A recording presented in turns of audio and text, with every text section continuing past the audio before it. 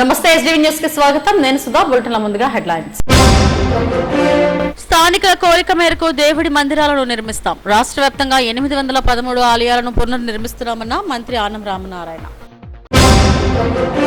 గాయత్రి కుటుంబానికి అండగా ఉంటాం. టీడీపీ రాష్ట్ర అధ్యక్షుడు పల్లా శ్రీనివాస్ భరోసా. రాష్ట్రంలోని 2.9 లక్షల మంది ఆటో డ్రైవర్లకు 436 కోట్ల ఆర్థిక సాయం. మంత్రి రాంప్రసాద్ రెడ్డి వెల్లడి. జార్ఖండ్ నుంచి తెలంగాణ వరకు ఉపరితల ద్రోణి. రాబోయే రోజుల్లో భారీ వర్షాలు కురుస్తాయన్న విశాఖ వాతావరణ కేంద్రం అధికారి శ్రీనివాస్. స్థానికుల కోరిక మేరకు నచ్చిన దేవుడి మందిరాలు నిర్మిస్తామని రాష్ట్ర దేవాదాయ శాఖ మంత్రి ఆనం రామనారాయణ రెడ్డి వెల్లడించారు. సచివాలయంలో ఆయన మీడియాతో మాట్లాడారు. దేవాదాయ శాఖ ప్రగతి, అభివృద్ధిని వివరించారు. 6,000కు పైగా ఆలయాల పునర్నిర్మాణానికి 813 కోట్లు వెచ్చించామన్నారు. ధార్మిక పరిషత్ ద్వారా శ్రీవాణి నిధులతో 1,200కు పైగా భజన మందిరాలను నిర్మిస్తున్నామన్నారు. అన్నప్రసాదం కోసం ఏటా దేవాదాయ శాఖ 84 కోట్ల నిధులను ఖర్చు చేస్తుందన్నారు. ఈ శాఖని ప్రక్షాళన చేస్తూ అతీతమైనటువంటి దైవశక్తిని ఈ రాష్ట్ర ప్రజలకు అందించడానికి మనవంతు కృషి చేయాలని ఒక నిర్ణయం తీసుకొని ఆ సంకల్పంతోనే ఈ శాఖ పనితీరు ప్రారంభించడం జరిగింది. 2024లో ఆధ్యాత్మిక కార్యక్రమాలను ప్రారంభించాలని చెప్పి మొదలుపెట్టినప్పుడు దీనికి అనేక ఇబ్బందులు మొదలైనవి. గడిచిన సందర్భాల్లో హిందూ భక్తులు కానీ హిందూ ఆలయాలకు వెళ్ళి సేవ చేసుకునేటువంటి స్వామివారి సేవకులు, అమ్మవారి సేవకులు అందరూ కూడా ఎన్నో ఇబ్బందులకి పడినటువంటి పరిస్థితులు. తర్వాత ఈ ప్రభుత్వం వచ్చాక హిందువుల భక్తుల యొక్క విశ్వాసాన్ని ఒక ఆధ్యాత్మిక పునరుజ్జీవన గాథగా దీన్ని మళ్ళీ మలుచుకోవడానికి ప్రయత్నం చేయడం జరిగింది. ఈరోజు మనం ఒకసారి చూస్తే గడిచిన 5 సంవత్సరాల ఆ ప్రభుత్వంలో అనేక సందర్భాల్లో నేను కూడా చెప్పాను, శాసనసభ సమావేశాల్లో మాట్లాడాం, బయట కూడా మాట్లాడడం జరిగింది. రామతీర్థంలో జరిగిన శ్రీరామచంద్రుని యొక్క శిరశ్ఛేద ఘటన, అంతర్వేదిలో లక్ష్మీ నరసింహస్వామి యొక్క రథం కాలిపోయేటువంటి పరిస్థితి, దుర్గమ్మ వారి చెంతనున్నటువంటి వెండి సింహాల మాయం, అలాగే బిలకోట క్షేత్రంలో రథం కాలిపోవడం, నాయుడుపేట లాంటి పవిత్రమైనటువంటి ఆంజనేయ స్వామి యొక్క విగ్రహాన్ని విరిగిపోవడం, ఇలాంటి ఒకటి కాదు అనేక ఘటనలు చూసింది 1924 మధ్య ఆ ప్రభుత్వ హయాంలో. కనీసం దానికి పశ్చాత్తాపడ్డ పరిస్థితులు కూడా ఆ ప్రభుత్వం చేయలేదు. ఆ పరిస్థితులు కూడా ఆనాడు లేవు. వాటన్నిటినీ ఒకసారి గమనంలోకి తీసుకొని తిరుమల తిరుపతి శ్రీవారి దర్శనానికి వెళ్ళినటువంటి ముఖ్యమంత్రిగా ప్రమాణం చేయడానికి 2 రోజుల ముందే ముఖ్యమంత్రిగా ఎంపిక కాబడి స్వామివారి ఆశీస్సులకు వెళ్ళినటువంటి ఇప్పటి మన ముఖ్యమంత్రి శ్రీ నారా చంద్రబాబు నాయుడు గారు అక్కడే ఒక లక్ష్యాన్ని నిర్దేశించుకోవడం జరిగింది. తిరుమల తిరుపతితో పాటు ఈ రాష్ట్ర దేవాదాయ శాఖలో పరిధిలో ఉన్నటువంటి అన్నింటినీ ఒక ప్రక్షాళన వాతావరణం తీసుకొచ్చి వైదిక పరంగా, ఆగమ పరంగా వీటిని ముందుకు నడిపించాలి. ఈ సమాజంలో ఉన్నటువంటి భక్తులకి ఆ దేవేరుల యొక్క ఆశీస్సులు వారిపైన వీరికి విశ్వాసం ఉండే విధంగా ఏర్పాట్లు చేయాలి అని చెప్పి వారు తీసుకున్న ఆనాటి నిర్ణయం ఇవాళ 2 సంవత్సరాల కాలం ఈ శాఖని వివిధ రకాలుగా ముందుకు సాగిస్తూ అభివృద్ధి చేస్తూ ముందుకు నడుస్తున్నాం. సమగ్ర సమీక్షను నిర్వహించిన తర్వాత ముఖ్యమంత్రి గారు కొన్ని సూచనలు సలహాలు ఇవ్వడం, ఈ శాఖని నడిపించడంలో అత్యంత పవిత్రమైనటువంటి ఆలోచనతో మీరు చేయాలి అని చెప్పి వారి సూచనలు అన్నీ తీసుకొని వాళ్ళ ప్రయత్నం కొనసాగిస్తూ ఉన్నాం. దీనిలో భాగమే ఈరోజు పరిపాలనలో కూడా మార్పులు తీసుకొచ్చాం. ఆధ్యాత్మిక మరి సనాతన ధర్మ పరిరక్షణ కేంద్రాలుగా దేవాదాయ శాఖలో విశాఖకు చెందిన టెక్కీ రాధా గాయత్రి మృతి రోజుకో మలుపు తిరుగుతుంది. ఉత్తరాఖండ్లోని డెహ్రాడూన్లో అనుమానాస్పద స్థితిలో గాయత్రి మరణించింది. భర్త శ్రీచరణ్ ఇందుకు కారణమంటూ గాయత్రి తల్లిదండ్రులు ఫిర్యాదు చేశారు. టీడీపీ రాష్ట్ర అధ్యక్షుడు పల్లా శ్రీనివాసరావు బాధిత కుటుంబ సభ్యులను పరామర్శించారు. అండగా ఉంటామని హామీ ఇచ్చారు. సింహాచలం మారుతి హోటల్ నుంచి గాయత్రి భర్త రాత్రికి రాత్రే పరారయ్యాడు. అర్ధరాత్రి సమయంలో హోటల్ బిల్ పే చేయకుండా గుట్టు చప్పుడు కాకుండా ఉడాయించాడు. ఇప్పటి వరకు ఎలాంటి తప్పు చేయలేదని అందరినీ మోసం చేసి మాట్లాడిన శ్రీచరణ్ ముస్సారి పోలీసులు హత్య కేసు నమోదు చేయడంతో పరారీ అయ్యాడు. ఈ నేపథ్యంలో ముస్సారి పోలీసులు విశాఖకు వచ్చే అవకాశం ఉంది.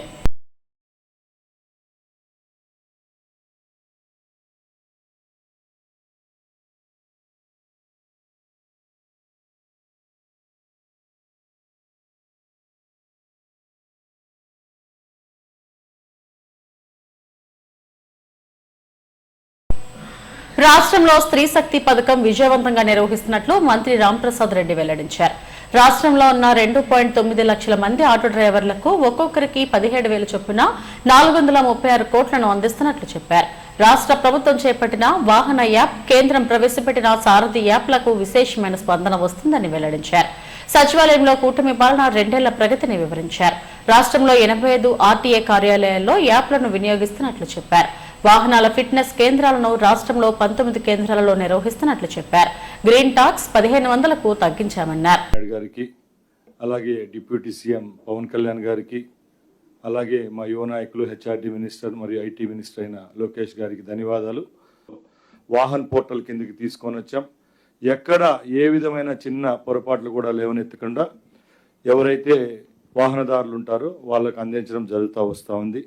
అలాగే కేంద్ర పోర్టల్ సారథి మీ అందరికీ తెలుసు. దాని ద్వారా ఎల్ఎల్ఆర్ మరియు అన్ని డ్రైవింగ్ లైసెన్సులు ఇష్యూ చేసే విధంలో కూడా ఆన్లైన్ చేసి ఆన్లైన్లోనే ఏవైతే సెస్సులు చెల్లించడం, అక్కడే లైసెన్సులు ఇవ్వడం కూడా జరుగుతూ ఉంది. ఈ 2 సాఫ్ట్వేర్లు 85 ఆర్టీఏ కేంద్రాల్లో రాష్ట్ర వ్యాప్తంగా సేవలు అందించడం జరుగుతూ ఉందని మీ అందరికీ తెలియజేసుకుంటున్నాం. అలాగే ముఖ్యంగా గతంలో ఫిట్నెస్ విషయానికి వస్తే ప్రతి ఒక ప్రాంతంలో ఎవరైతే మాన్యువల్గా చేసేవాళ్ళం ఎంవీఐలు, అలాగే ఆర్టీఓ ఆఫీసులో జరిగేది. ఈ ప్రభుత్వం ఏర్పాటైన తర్వాత మార్త్ గైడ్లైన్స్ పరంగా మినిస్టర్ ఆఫ్ అర్బన్ ట్రాన్స్పోర్ట్ వాళ్ళ నామ్స్ పరంగా ఆటోమేటిక్ టెస్టింగ్ స్టేషన్స్ ఏవైతే ఉన్నాయో అవి రాష్ట్రంలో ఏర్పాటు చేయడం, త్వరితగతిన ఇప్పటికే 22 సెంటర్లలో మేము ఈ సేవలు అందిస్తున్నాం.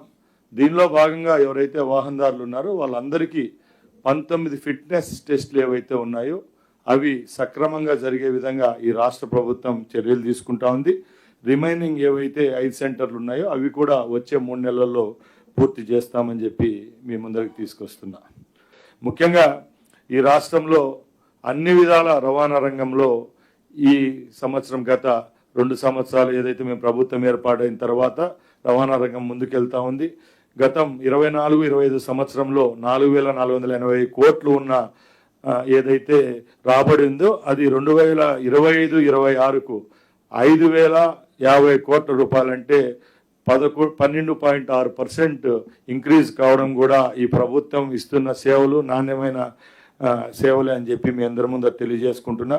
అలాగే వెహికల్ సేల్స్ పరంగా కూడా సంవత్సరం 24-25లో 8,85,497 వెహికల్స్ ఈ రాష్ట్రంలో సేల్ అయితే, అదే నెక్స్ట్ ఫైనాన్షియల్ ఇయర్ అయిన 2025-26లో 9,80,630 వెహికల్ సేల్ కావడం, అది కూడా ఇంక్రీజ్ కూడా 10.85% రావడం మా అందరికీ సంతోషాన్ని ఇచ్చింది. ఇంకా చివరిగా ముఖ్య ఏదైతే ఉందో సెక్యూరిటీ పర్పస్గా నాణ్యమైన సేవలు అందించే విభాగంలో ఏదైతే ఉందో విఎల్టీడీ అంటాం దాన్ని, అంటే వెహికల్ లొకేషన్ ట్రాకింగ్ డివైస్ అనేది ఇప్పుడు కొత్తగా వస్తున్న వాహనాల్లో ఇన్బిల్ట్ అయి రావడం జరుగుతూ ఉంది. ఇంకా ఇండియా కొంత సబ్సిడీ ఇస్తోంది. సో సబ్సిడీ లేకోకుండా డైరెక్ట్ గా గవర్నమెంట్స్ రన్ చేసేవి చాలా తక్కువ సంఖ్యలో ఉన్నాయి. సో ఇందులో కూడా ఆల్మోస్ట్ 6,600 బస్సులు పిఎం ఈ బస్ సేవలో మనం సిఈఎస్ఎల్ ద్వారా సెంట్రలైజ్డ్ ఎంటైర్ అన్ని స్టేట్స్ కి ఒకే రకమైన టెండరింగ్ ప్రాసెస్ జరిగింది. మనకు కూడా అదే టెండరింగ్ ప్రాసెస్ లో మనకి అలాట్ అయినాయి. ఎక్కువ రేటు ఉండటం అనేది అవాస్తవం. అనవసరంగా మనం ఉద్యోగుల్ని రెచ్చగొట్టడానికి ఏదైనా మాట్లాడొచ్చు. కాకపోతే మనం ఎంటైర్ గవర్నమెంట్ ఆఫ్ ఇండియా మొత్తం ఎంటైర్ కంట్రీలో కామన్ టెండర్ ఇచ్చినప్పుడు మనకి 72 రూపీస్ పర్ కిలోమీటర్ వచ్చింది జీసీసీ గ్రాస్ కాస్ట్ కాంట్రాక్ట్ మోడల్లో. అండ్ మిగతా స్టేట్స్ లో 74 రూపీస్ వచ్చింది. మనకి ఒక 2 రూపీస్ మనకు తక్కువే వచ్చింది. రెండోది 24 రూపాయలు గవర్నమెంట్ ఆఫ్ ఇండియా సపోర్ట్ ఇస్తుంది. సో అంటే మనకి నెట్ గా పడేది 48 రూపాయలు పడుతుంది. సో ఇది ఒకటి. తర్వాత entire government of India scheme లో ఏంటంటే ఈ ఎలక్ట్రికల్ బస్సెస్ అనేది న్యూ టెక్నాలజీ. ఎవరికి కూడా దీని మీద అంత ఫుల్ ఫ్లెడ్జ్డ్ గా కాన్ఫిడెన్స్ లేదు. అంటే confidence in the sense maintenance point of వ్యూలో.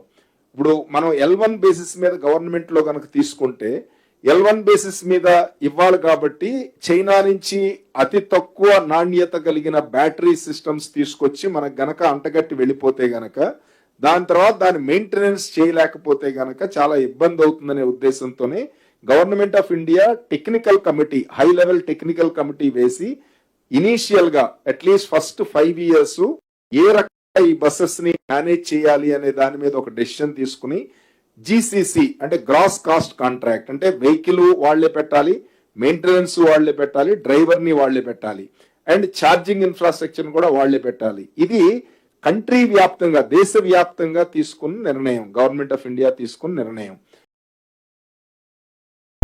తెలుగు రాష్ట్రాలలో రాబోయే 5 రోజుల్లో భారీ వర్షాలు కురుస్తాయని విశాఖ వాతావరణం కేంద్రం అధికారి శ్రీనివాస్ తెలిపారు. జార్ఖండ్ నుంచి తెలంగాణ వరకు ఉపరితల ద్రోణి కొనసాగుతుందన్నారు.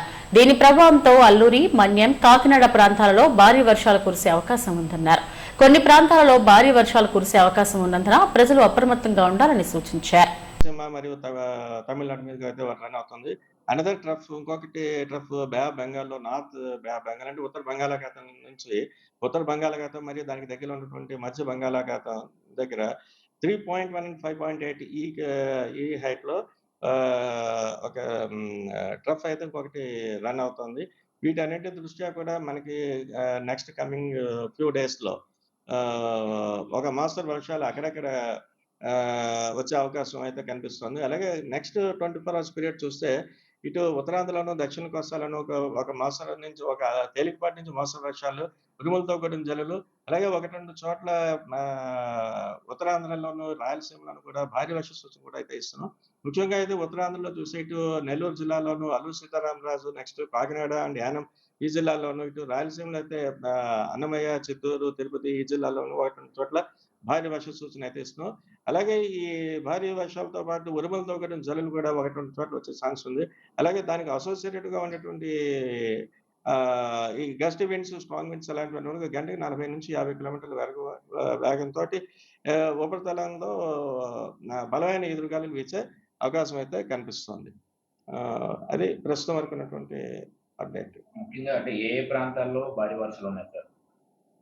ఏ ప్రాంతాల్లో భారీ వర్షాలు అంటే నెక్స్ట్ మనం అయితే ముఖ్యంగా అయితే కాకినాడ జిల్లా ఒకటి చెప్పుకుంటున్నాం. కాకినాడ, అల్లూరి సీతారామరాజు, నెల్లూరు ఈ జిల్లాలు. అలాగే నెల్లూరుకి అడ్జాయినింగ్ ఆనుకొని ఉన్నటువంటి తిరుపతి జిల్లా, దానికి దగ్గరలో ఉన్నటువంటి రాయలసీమలో ఉన్నటువంటి చిత్తూరు, అన్నమయ్య ఈ జిల్లాలకైతే భారీ వర్ష సూచన అయితే ఇస్తున్నాం. ఇప్పుడు అల్పపీడన ద్రోణికి, అది జస్ట్ ద్రోణి ఇది. ఈ ద్రోణి కూడా తెలంగాణ నుంచి గల్ఫ్ ఆఫ్ మన్నార్ వరకు ఇటు రాయలసీమ మరియు తమిళనాడు మీదుగా అయితే రన్ అవుతుంది అట్ 0.9 kilometers హైట్ లో. అలాగే మరొక ట్రఫ్ కూడా మనకి బే ఆఫ్ బెంగాల్ అది. ఇది యాక్చువల్గా ఇది సైక్లోనిక్ సర్క్యులేషన్. ఇది ట్రఫ్ కన్నా ఇప్పుడు ఉపరితల ఆవర్తనం. ఇది ఈ ఆవర్తనాలు ఉత్తర బంగాళాఖాతం మరియు దానికి ఆనుకుని ఉన్నటువంటి మధ్య బంగాళాఖాతంలో అయితే బిట్వీన్ 3.1 అండ్ 5.8 కిలోమీటర్స్ వరకు కూడా ఈ సైక్లోనిక్ సర్క్యులేషన్స్ అయితే ప్రస్తుతం అయితే ఉన్నాయి. వీటన్నిటి దృష్ట్యా అలాగే మనకి ఒక డే 4 నుంచి మటుకి ఫెయిర్లీ వైడ్ స్ప్రెడ్ రైన్స్ మనం ఇటు దక్షిణ కోస్తాను, ఉత్తరాంధ్రాలు వీటిలో కూడా మనం ఎక్స్పెక్ట్ చేస్తాం. ఋతుపవనాలకు సంబంధించిన అప్డేట్స్ ఉన్నాయి సార్. ఋతుపవనాలకి ఇంకా కండిషన్స్ అంటే మన ఆల్రెడీ మన ఆంధ్రప్రదేశ్ వరకు దాటి ఇంకా ఫర్దర్గా ఇటు తెలంగాణ, నెక్స్ట్ ఒరిస్సా ఇవన్నీ దాటి అడ్వాన్స్ అయితే ఇంకా ఫర్దర్గా అడ్వాన్స్ అవుతుంది. అలాగే కండిషన్స్ కూడా ఇంకా మిగతా భారతదేశం కూడా అడ్వాన్స్ అవడానికి ఛాన్సెస్ అయితే మనకైతే బ్రైట్గా అయితే కనిపిస్తున్నాయి. ఇప్పుడు ఏవైనా బే ఆఫ్ బెంగాల్లో కనుక అల్పపీడన ప్రాంతం ఏదైనా ఏర్పడితే అది ఇంకా మాన్సూన్ ఇంకా ఫాస్ట్గా అడ్వాన్స్ అయ్యే ఛాన్సెస్. స్టీల్ ప్లాంట్ ప్రమాదాలపై జ్యుడిషియల్ విచారణ చేపట్టాలని ఐఎఫ్టీయూ డిమాండ్ చేసింది. కలెక్టరేట్ ఎదుట ప్రజా సంఘాల ఆధ్వర్యంలో భారీ ధర్నా నిర్వహించారు. అనంతరం కలెక్టరేట్ లో పీజీఆర్ఎస్ లో వినతి పత్రాన్ని అందజేశారు. ఉక్కు ప్రమాదాలపై న్యాయ విచారణ జరిపించడంతో పాటు మృతుల కుటుంబాలకు ₹1 కోటి, క్షతగాత్రులకు 50 లక్షలు చెల్లించాలని యూనియన్ రాష్ట్ర ప్రధాన కార్యదర్శి ఎం వెంకటేశ్వర్లు డిమాండ్ చేశారు. ప్లాంట్ యాజమాన్యం, ప్రభుత్వ అధికారుల నిర్లక్ష్యం, ప్రైవేటీకరణ విధానాల కారణంగానే స్టీల్ ప్లాంట్ లో ప్రమాదం జరిగిందన్నారు. ఇందుకు బాధ్యులైన వారిపై కేసులు నమోదు చేయాలని డిమాండ్ చేశారు. ఈ నెల 8వ తేదీ నాడు స్టీల్ ప్లాంట్లో ప్రమాదం జరిగి అక్కడికక్కడ 8 మంది చనిపోయారు. తర్వాత హాస్పిటల్లో 2 చనిపోయారు. అత్యంత దారుణంగా ఆ ప్రమాదం జరిగింది. చాలామంది క్షతగాత్రులయ్యారు. కానీ ఆ ప్రమాదం మీద ఇంతవరకు ఎలాంటి విచారణ చేపట్టలేదు. కేంద్ర ప్రభుత్వం, రాష్ట్ర ప్రభుత్వం కలిపి ముగ్గురితో కమిటీ వేసినట్టు చెప్పారు. కానీ ఆ ప్రమాద స్థలాన్ని, నేర స్థలాన్ని, ఆ ప్రమాదం జరగడం గల కారణాలను కనిపెట్టేటువంటి ఆ ప్రమాద స్థలానంతా కూడా ఈరోజు వాళ్ళు మొత్తం మాఫీ చేశారు. తిరిగి అక్కడ పని ప్రారంభించారు. పోలీస్ డిపార్ట్మెంట్ దాని మీద కేవలం మరి అనుమానాస్పద మృతి కింద కేసు నమోదు చేసింది. వాస్తవానికి బిఎన్ఎస్ఎస్ సెక్షన్ 105 ప్రకారం కేసు నమోదు చేయాలి. హత్యానేర కింద కేసులు నమోదు చేయాలి. ఈ హత్యలకి కారకులైనటువంటి యాజమాన్యం మీద, కేంద్ర రాష్ట్ర ప్రభుత్వాల విధానాల మీద, అధికారుల యొక్క నిర్లక్ష్య వైఖరి మీద ఖచ్చితమైనటువంటి విచారణ చేపట్టాల్సిన బాధ్యత మరి పోలీస్ డిపార్ట్మెంట్కి ఉంది. అవి ఏమి పట్టకుండా ఈరోజు విస్తృతిగా వదిలేసిన కారణంగా మళ్ళా ప్రమాదాలు జరుగుతూ ఉన్నాయి. ఆ కారణంగా పెద్ద ఎత్తున కార్మికులు ప్రాణాలు కోల్పోయే ప్రమాదం ఉంది. అక్కడ కార్మికుల సంఖ్య తగ్గించేశారు. 20 మంది దగ్గర 12 మంది పనిచేస్తూ ఉన్నారు. పని భారం పెరిగిపోయింది. అంతేకాకుండా నాసిరకమైనటువంటి ముడి సరుకులు తీసుకొస్తా ఉన్నారు. ఆ నాసిరకం ముడి సరుకుల కారణంగా అక్కడ ఉత్పత్తి జరిగే క్రమంలో పేలుడు సంభవించి పెద్ద ఎత్తున అక్కడ నుండి లారీలు పడిపోయి ఆ కారణంగా కార్మికులు చనిపోయారు. అది కానీ కంటిన్యూ అవుతా ఉంది. స్టీల్ ప్లాంట్కి సొంతగా కేటాయించలేదు. స్టీల్ ప్లాంట్లో సమస్యలు పరిష్కరించలేదు. ప్రైవేటీకరణ చేస్తూ ఉన్నారు. ఈ రకమైనటువంటి మొత్తం పరిస్థితుల నేపథ్యంలో ఇలా స్టీల్ ప్లాంట్ ప్రమాదం జరుగుతున్నాయి. అయితే ఇప్పుడు జరిగినటువంటి ఘటన మీద జ్యుడిషియల్ ఎంక్వైరీ జరిపించాలని మేము డిమాండ్ చేస్తున్నాం. ఎందుకంటే ఇలా కేంద్ర రాష్ట్ర ప్రభుత్వాలు కానీ, ప్రభుత్వాల పరిధిలోటువంటి పోలీస్ డిపార్ట్మెంట్ కానీ, లేకపోతే పరిశ్రమల శాఖ కానీ ఏ ఒక్కరు కూడా విచారణ చేపట్టలేదు. ఆ ప్రమాదాల కారణాలను బయటపెట్టలేదు. కాబట్టి సిట్టింగ్ జడ్జి తోటి, హైకోర్టు సిట్టింగ్ జడ్జి తోటి విచారణ చేపట్టి ఆ సిట్టింగ్ జడ్జితో ఉన్నటువంటి కమిటీలో ఉన్నతస్థాయి నిపుణులైనటువంటి ఆయా రంగాల్లో నిపుణులైన అధికారులతో సంయుక్త కమిటీ ఏర్పాటు చేసి ఆ రకంగా మరి టైం బౌండ్ విచారణ చేపట్టి వెంటనే ఆ విచారణ యొక్క నివేదిక మీద ఆధారపడి మొత్తం అందరి మీద కేసులు పెట్టాలని చెప్పేసి మేము డిమాండ్ చేస్తున్నాం. తక్షణమే ప్రైవేటీకరణ ఆపాలని, అక్కడ నాసిరకం ముడిసరుకుని రద్దు చేసి పూర్తి స్థాయిలో మరి గన్ను కేటాయించి న్యాయమైన ముడిసరుకులను కూడా అందించాలని, ఆ రకంగా మరి మొత్తంగా కార్మికుల ప్రాణాలు కాపాడాలని, మరి ఉపాధి భద్రతని రెండింటిని కూడా కాపాడాలని చెప్పేసి మేము డిమాండ్ చేస్తా ఉన్నాం. గంగవరం అదాని పోర్ట్ సమీపంలో ఎన్ఎండీసీ ఆధ్వర్యంలో నిర్వహిస్తున్న ఐరన్ వర్క్స్ కంపెనీ నిర్మాణ పనులను వెంటనే నిలిపివేయాలని పోర్టు కాలుష్య నివారణ ఐక్యవేదిక డిమాండ్ చేసింది. కలెక్టరేట్ ఎదుట నిరసన తెలిపి పీజీఆర్ఎస్ లో కలెక్టర్కు వినతి పత్రాన్ని అందజేశారు. గంగవరం పోర్ట్ కాలుష్యంతో ఇప్పటికే 4 గ్రామాల ప్రజలు తీవ్ర అనారోగ్య సమస్యలు ఎదుర్కొంటున్నారని ఐక్యవేదిక నాయకులు ధనరాజు ఆందోళన వ్యక్తం చేశారు. ఇది చాలదన్నట్లు ఆరోగ్యానికి, పర్యావరణానికి ప్రమాదం కలిగించే ఎన్ఎండీసీ కంపెనీ నిర్మాణాన్ని కూడా ఇక్కడే ఏర్పాటు చేస్తున్నారని మండిపడ్డారు. వెంటనే ఆ పరిశ్రమ పనులు నిలిపివేయాలని డిమాండ్ చేశారు. ఐక్యవేదిక నాయకులు మహేష్, చిన్న, ప్రసాద్ తదితరులు పాల్గొన్నారు. ఈ గ్రామాల ప్రజలందరూ కూడా గంగవరం అదాని పోర్టుకి భూములు ఇచ్చి నిర్వాసులుగా మారాం. మా జీవితాలు మారుతాయి ఈ పోర్ట్ వస్తే అనేసి ఆ రోజు మా పేరెంట్స్ అందరూ కూడా భూములు త్యాగాలు చేస్తే, సముద్రం త్యాగాలు చేస్తే ఈరోజు మా జీవితాలు ఈ అగమ్య గోచరంగా మారాయి.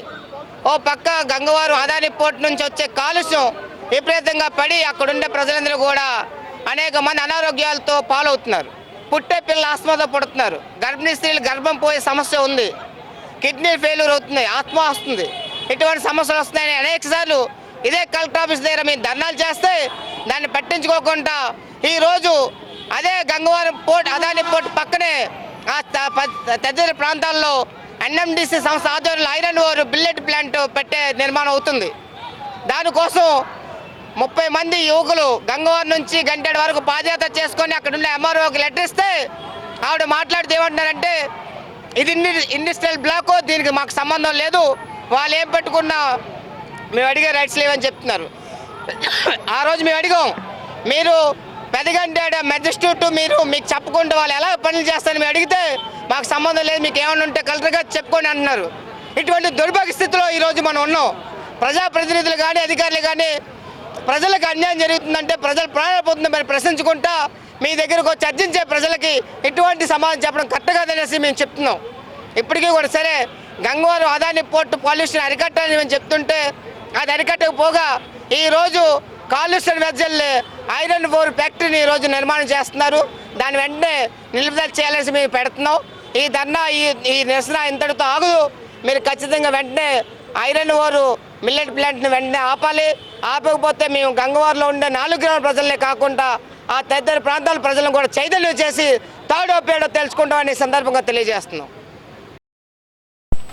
విశాఖ బీచ్ లో బీచ్ షాక్స్ ఏర్పాటుకు ప్రభుత్వం జారీ చేసిన జీవో నెంబర్ 362ను రద్దు చేయాలని మహిళా సంఘాల ఐక్యవేదిక డిమాండ్ చేసింది. కలెక్టరేట్ ఎదుట నిరసన తెలిపిన మహిళా నేతలు కలెక్టర్కు వినతి పత్రాన్ని అందజేశారు. మహిళలపై పెరుగుతున్న దాడులకు, రోడ్డు ప్రమాదాలకు ప్రధాన కారణం మద్యమేనని పీఓడబ్ల్యూ రాష్ట్ర కార్యదర్శి లక్ష్మి, జాతీయ మహిళా సమాఖ్య రాష్ట్ర కార్యదర్శి విమలలు ఆందోళన వ్యక్తం చేశారు. మద్యాన్ని ప్రధాన ఆదాయ వనరుగా చేసుకుంటూ ఇదే అభివృద్ధి అనడాన్ని ఖండించారు. బీచ్ షాకులకు సహకరించాలని ఎంపీ భరత్ ప్రకటించడం సరికాదన్నారు. బీచ్ లో విచ్చలవిడిగా మద్యం అమ్మకాలు కొనసాగించేందుకు జారీ చేసిన జీవో మహిళలపై దాడి చేసినట్లేనని వెంటనే ఈ జీవోను రద్దు చేయాలని డిమాండ్ చేశారు.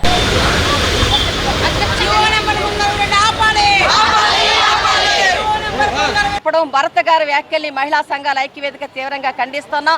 తప్పేంటి, బీచ్ లో అమ్మితే 8 గంటల వరకే కాదు 12 గంటల వరకు కూడా అమ్మితే ఆదాయం వస్తుంది. ఆదాయం వస్తే అనేక సదుపాయాలు కల్పించవచ్చు అని చెప్తున్నా. ఈ రోజు మహిళలు అనేక చిత్రానికి గురవుతూ ఈరోజు కుటుంబ వ్యవస్థ అంతా కూడా నాశనం అయిపోతుంది. తాగినటువంటి మైకంలో చిన్న పెద్ద తేడా లేకుండా వావి వరుసలు మర్చిపోయి పెద్ద ఎత్తున అత్యాచారాలకు, దాడులకు మహిళలు గురవుతూ ఉంటే ఇవన్నీ పక్కన పెట్టేసి కేవలం మద్యాన్ని ఆదాయంగా చూసుకుంటేనే దాని వల్లనే ఈరోజు ప్రభుత్వం నడుస్తున్నటువంటి నేపథ్యం ఈరోజు చెప్పడాన్ని మేము మహిళా సంఘాలుగా తీవ్రంగా ఖండిస్తున్నాం. గతంలో కూడా చంద్రబాబు నాయుడు ఇంతకు ముందు గవర్నమెంట్ ఉన్నప్పుడు బీచ్ లవ్ ఫెస్టివల్ తీసుకొచ్చారు. మొత్తం 1000 టెంట్లు, అనేక జంటలు తీసుకొచ్చారు. దానికి కూడా డబ్బులు పెట్టిన మహిళా సంఘాల ఐక్యవేదిక కూడా పెద్ద ఎత్తున పోరాటాలు చేసి దాన్ని తిప్పుకొట్టడం కూడా జరిగింది. కాబట్టి మీకు చిత్తశుద్ధి ఉన్నట్లయితే మహిళల మీద జరుగుతున్నటువంటి క్రైమ్ ఆపండి, అత్యాచారాలను ఆపండి, మహిళలపై జరుగుతున్న హింసను అరికట్టి, అంతేగాని హింసని పెంచి పోషించే విధంగా ఉన్నటువంటి మధ్యాంధ్రప్రదేశ్గా తీసుకొస్తే మాత్రం మేము చూస్తూ ఊరుకొని చెప్పి ప్రభుత్వానికి హెచ్చరిక చేస్తా ఉన్నాం. జరుగుతుంది, శరీర వ్యాపారాలు జరుగుతున్నాయి. ఈ రోజు రాజ్యాంగం నిషేధించబడ్డ అనేక కార్యక్రమాలకు అడ్డాగా ఈ రోజు క్యాసినోలు ఉన్నాయి. అలాంటి క్యాసినోల్ని ఈ రోజు సంపాదనకు సంబంధించిన వాటిగా తీసుకోవాలని, తద్వారా సంపాదన సృష్టించాలని చెప్తున్నారు. మేము దీనిని తీవ్రంగా ఖండిస్తున్నాం. రాజ్యాంగ విరుద్ధంగా, ఆదేశ సూత్రాలకు విరుద్ధంగా ఏదైతే మద్యము, జోదము, వ్యభిచారము, గుర్ర పందాలు, లాటరీలు తద్వారా డబ్బు సంపాదించకూడదు, అది ప్రభుత్వ ఆదాయ వనరు కారాదు అని చెప్పేసి దానికి చెప్పుకున్నప్పటికీ కూడా అందుకు విరుద్ధంగా ప్రభుత్వం దాన్ని ఆదాయ వనరుగా చేసుకుంటానని చెప్పేసి ప్రకటించి మేము అందుకోసమని విశాఖ బీచ్ అని చెప్తున్నారు. విశాఖ బీచ్ మందు బాబులకు అడ్డా కాదు, మందు బాబులకే పరిమితం చేయడానికి వీలేదు, వ్యాపార వర్గాలకు సొంతం కాదు. విశాఖ బీచ్ అందరిది. కాబట్టి ప్రశాంతమైన విశాఖ బీచ్ని కాపాడుకుందాం. బీచ్ శాఖలు రద్దు చేయాలి, బహిరంగ మద్యం అమ్మకాలు ఆపాలి, దానికి అనుమతించే 360 జీవోని రద్దు చేయాలి. లేని ఎడల విశాఖలోని ప్రజలందరినీ కలుపుకొని వీటన్నిటికి వ్యతిరేకంగా అడ్డుకునేందుకు పెద్ద ఎత్తున ప్రజా ఉద్యమం నిర్మిస్తామని చెప్పి ప్రజా సంఘాల ఐక్యవేదికగా మేము తెలియజేస్తున్నాం. సముద్రం దగ్గర పెట్టుకుని అమ్ముకుని అర్ధరాత్రి అంటే 11 వరకు, 8, 9 వరకేట ఇవి తీసుకెళ్ళి ఏం జరుగుతాయో తెలియదండి వాళ్ళకి. ఈ ప్రభుత్వాలు కళ్ళు మూసుకుపోతున్నాయి. ఖచ్చితంగా ఈ జీవాలను రద్దు చేయాలి. ఎందుకంటే బీచ్లు, అందమైన బీచ్ విశాఖపట్నంలోనే ఉంది. కేరళ కానీ, గోవా కానీ ఇవన్నీ కూడా పర్యాటక ప్రాంతంతో చాలా అభివృద్ధి కాదు, చాలా దారుణమైన స్థితికి దిగజారిపోయి ఉన్నాయి. మహిళలకు అక్కడ రక్షణ లేదు. ఇక్కడ కొంచెమైనా ఉన్నదనుకుంటే ఈరోజు మన మంత్రివర్యులు వాళ్ళే సొంతంగా అయ్యన్న పాత్రుడు గారు ఇప్పుడు పెడతారేమో, మరి బీర్లో, వైన్లో అమ్ముకుంటారేమో. వాళ్ళ బినామీల ద్వారా ఇక్కడ అమ్మిస్తారేమో. కోట్ల రూపాయలు సంపాదించుకునే ఇంకా సరిపోలే ఈ మంత్రులకి.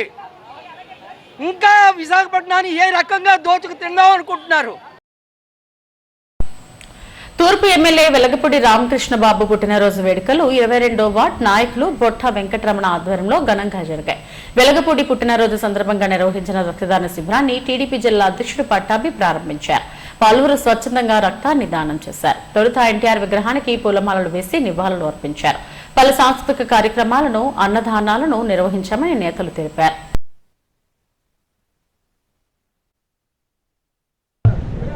మరి ఈరోజు ప్రియతమ శాసనసభ్యుడు వెలగపూడి రామకృష్ణబాబు గారు 65 సంవత్సరాలు పూర్తి చేసుకుని 66వ సంవత్సరంలో అడుగు పెడుతున్నాం.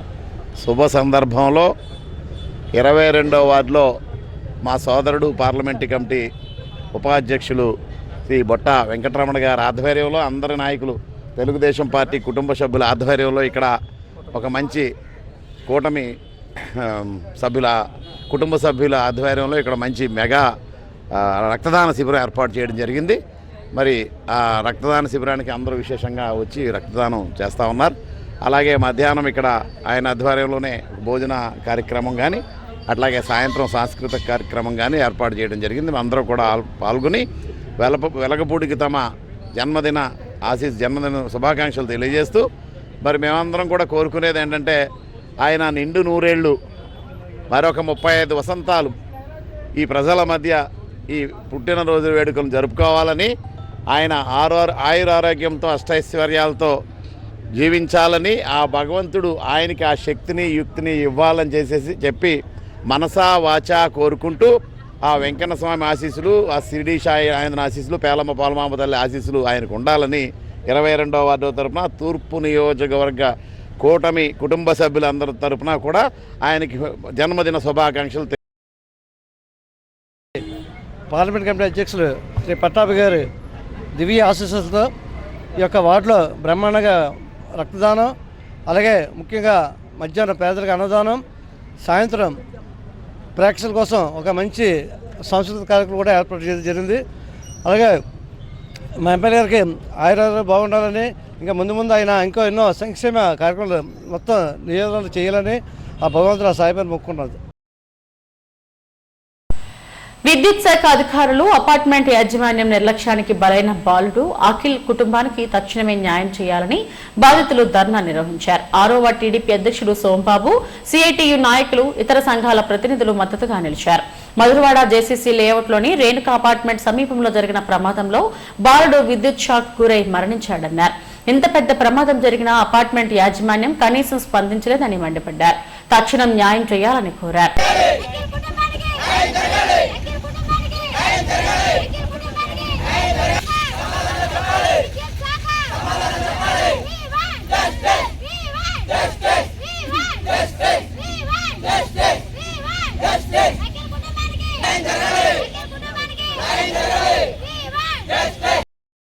జీవీఎంసీ ప్రధాన కార్యాలయంలో నిర్వహించిన ప్రజా సమస్యల పరిష్కార వేదికకు మంచి స్పందన వచ్చింది. ఫిర్యాదులను కమిషనర్ కేతన్ గారితో పాటు అదనపు కమిషనర్లు స్వీకరించారు. సిబిసిఎన్సీ క్యాంపస్ లో సోషల్ వెల్ఫేర్ డిపార్ట్మెంట్ కు చెందిన స్థలాన్ని కూడా డెవలపర్ ఆక్రమించారని మాజీ కార్పొరేటర్ పీతల మూర్తి యాదవ్ కమిషనర్ కు ఫిర్యాదు చేశారు. వెంటనే అక్కడ నిర్మాణ పనులు ఆపాలని కోరారు.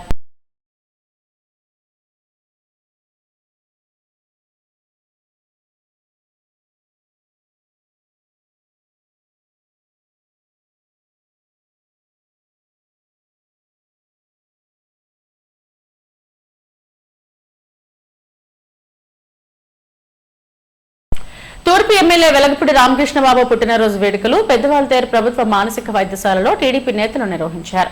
చెల్లిపోయిన ఘన రమేష్ ఆధ్వర్యంలో మానసిక రోగులకు పండ్లు పంపిణీ చేశారు. ఆసుపత్రి సూపరింటెండెంట్ రామిరెడ్డి ముఖ్య అతిథిగా హాజరయ్యారు. కేక్ కట్ చేసి వెలగపూడికి పుట్టినరోజు శుభాకాంక్షలు తెలిపారు. ఈ కార్యక్రమంలో టీడీపీ నాయకులు పోతనారెడ్డి, శివారెడ్డి, మురళి తదితరులు పాల్గొన్నారు. విశాఖ తూర్పు నియోజకవర్గం శాసనసభ్యులు గౌరవనీయులు అత్యంత ప్రజాదరణ కలిగిన నాయకులు శ్రీ వెలగపూడి రామకృష్ణబాబు గారి జన్మదినోత్సవాన్ని పురస్కరించుకొని మరి ఈరోజు మానసిక ఆసుపత్రి నందు రోగులకు పండ్లు, బిస్కెట్లు అన్నీ పంపిణీ చేయడం జరిగింది. ఈ కార్యక్రమంలో ముఖ్యంగా పోతన్ రెడ్డి గారు, మానసిక వైద్యశాల సూపరింటెండెంట్ అయినటువంటి రామిరెడ్డి గారు, వార్డు అధ్యక్షులు శివారెడ్డి గారు, నాయకులు మురళి గారు, మదీనా గారు, మహాత్మా గారు తదితరులందరూ పాల్గొన్నారు. గౌరవనీయులు వెలపూడి రామకృష్ణ గారు ముఖ్యంగా ఆయన ప్రజలకు ఎంతో అందుబాటులో ఉంటూ 4 సార్లు ఏకదాటిగా విశాఖ తూర్పు నియోజకవర్గాన్ని కైవసం చేసుకున్నారు. అంతేకాకుండా ఆయన ఎంతోమంది పేద ప్రజలకు కూడా ఆయన తన సహాయ సహకారాలు అందించడమే కాకుండా ఎప్పుడు పిలిచినా ప్రజల మధ్యన తిరుగుతూ ప్రజల్లోనే తిరిగే వ్యక్తి ఆయన. మరి అటువంటి వ్యక్తికి ఈరోజు జన్మదినం సందర్భంగా మొత్తం అందరూ కూడా మేము శుభాకాంక్షలు తెలియజేసుకుంటూ జీవీఎంసీ కమిషనర్ గా కేతన్ గార్గ్ ఏడాది కాలం పూర్తి చేసుకున్నారు. ఈ ఏడాది పాలన తనకెంతో సంతోషాన్ని ఇచ్చిందని చెప్పారు. స్వచ్ఛ విశాఖ లక్ష్యంగా నగరాభివృద్ధికి వినూత్న కార్యక్రమాలను చేపట్టినట్లు ఆయన తెలిపారు. జీవీఎంసీ ప్రధాన కార్యాలయంలో నిర్వహించిన గ్రీవెన్స్ల తర్వాత అధికారులతో ఆయన సమావేశమయ్యారు. తాను బాధ్యతలు చేపట్టి ఏడాది కాలం అయిందన్నారు. అందరి భాగస్వామ్యంతో అభివృద్ధి కార్యక్రమాలను విజయవంతంగా నిర్వహిస్తున్నట్లు చెప్పారు. కేంద్ర రాష్ట్ర ప్రభుత్వాల నుంచి 1500 కోట్ల నిధులు సాధించేందుకు కృషి చేశానన్నారు. సమిష్టి కృషి వల్లే ఇది సాధ్యమైందన్నారు. షార్ట్ టర్మ్ లో మీరు ఉండకపోవచ్చు, కనపడి ఉండకపోవచ్చు, బట్ లాంగ్ టర్మ్ లో ఖచ్చితంగా బెనిఫిట్ వస్తుంది. తొందరగా కాంట్రాక్టర్స్ కూడా చెప్తుంటారు చాలా వరకు రిలీజ్ అవుతున్నాయి. 3-4 months లో గేట్ మాత్రం ఉండిపోయింది. టౌన్ ప్లానింగ్ లో కూడా we could have control, we could have manage the discipline at the field level, operation లన్స్ or whatever we say. Even in public health also, rather than awareness, now we are in enforcement mode. So that's how the visibility is more. At headquarters level, my ADCs and HODs have maintained their office well, and they have delivered what is supposed to be expected from them. Zonal level lo kuda naku chaala manchi team vachindi. 8 zones nunchi 10 zones chesamu. So we have increased 2 zones so that field level administration kuda strength ayindi. And this is today the second Monday when I am coming from cycle. So thank you very much. Thank you once again all the officers, all the staff. Really very happy to be here with you. And నాకు చాలా సారి senior officer అడుగుతుంటారు, లేదా politicians కూడా అడుగుతుంటారు, ఆ officer ఎలా ఉంది వాళ్ళతో చెప్తుంటారు. But never I felt inside that it is appropriate. అంటే నాకు ఎక్కడైనా ఏ లెవెల్లో కూడా గ్యాప్ ఏం కనపడలేదు. So when I introduce all my 4 ADCs also I feel pride. I have 4 commanders with me who take care of all the things. Ramnamurthy has handled the census.